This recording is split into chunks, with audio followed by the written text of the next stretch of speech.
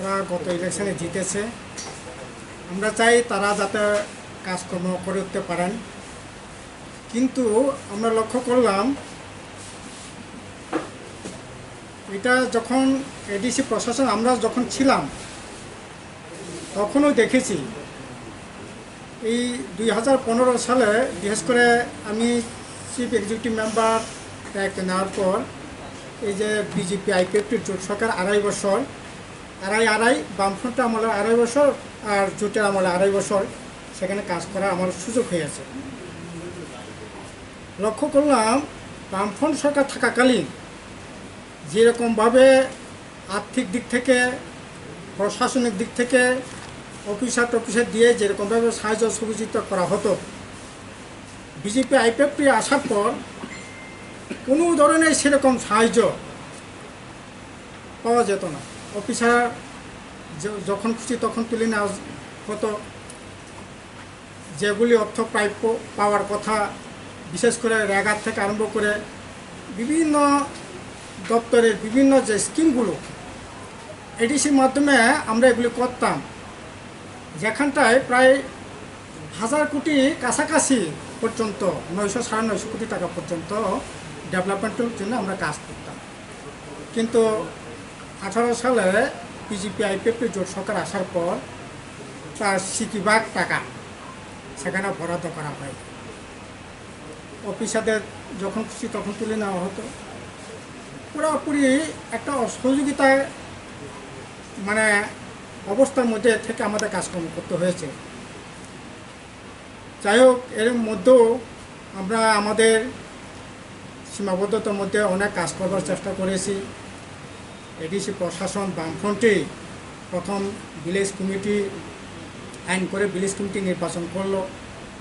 Town committee গড়ে তুলবার জন্য টাউন কমিটি আইন সেখানে বিল পাস করা হলো।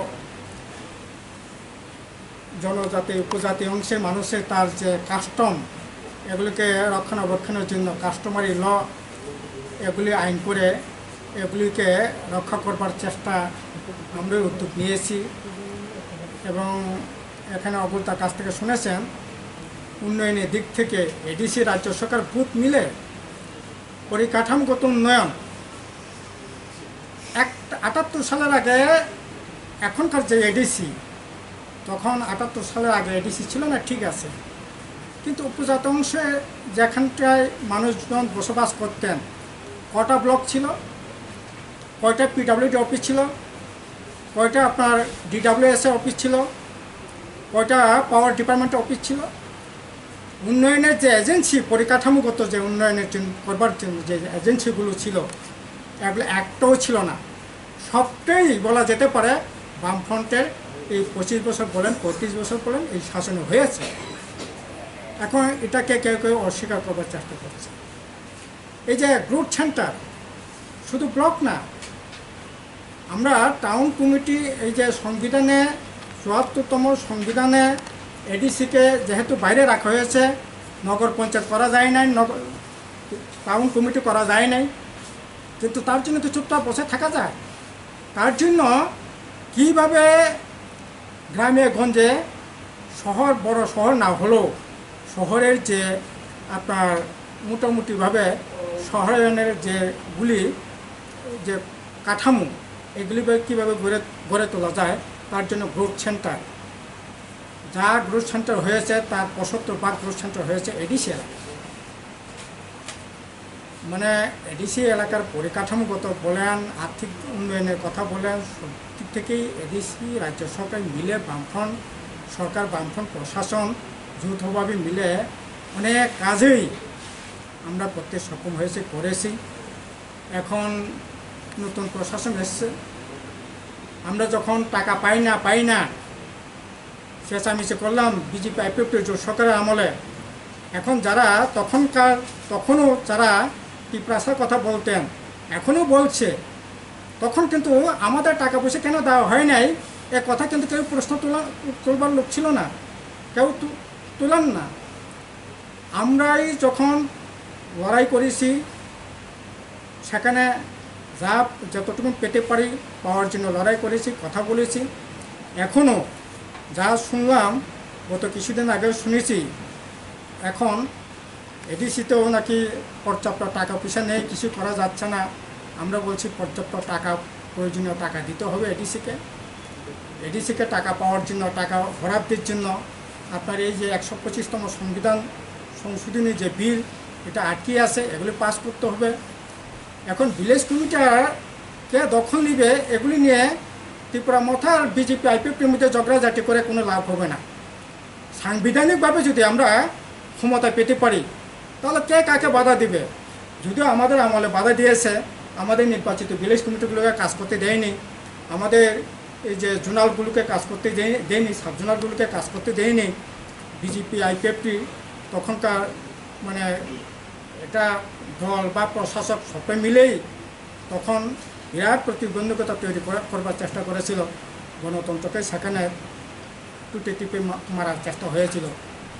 যাই হোক, আমরা চাই এডিসি কাজ করুক, কিন্তু এখন টাকা পয়সার অভাবের কথা বলছেন।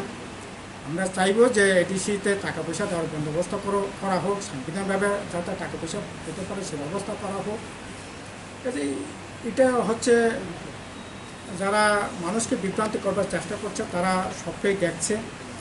আর এখন মানে যেটা বললেন এখন কেউ কেউ বলছেন, কিছুদিন আগে দেখলাম আসামের মুখ্যমন্ত্রী বলছেন বামপন্থীদের জন্য এটাকে কার্যকরী করা যাচ্ছে না। কার বিরুদ্ধে কারা লড়াই করছে?